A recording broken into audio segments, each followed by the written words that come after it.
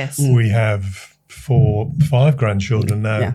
And when they all come to visit, even when there's 2 or 3 of them, we would not have had the space in the kitchen / separate dining rooms. But now they can, I'll say run about, but certainly they've got a lot more space, and they can go straight into the garden from the kitchen via the patio sliding doors. And run into the downstairs loo and stuff like that. So to them, it was totally impossible.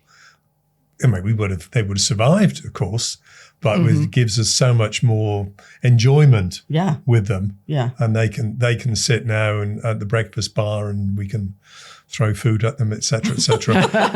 Or at the other end, watching television, or because before it would have been a separate dining room, or they'd had to go out to the toilet, and all those sorts of things. So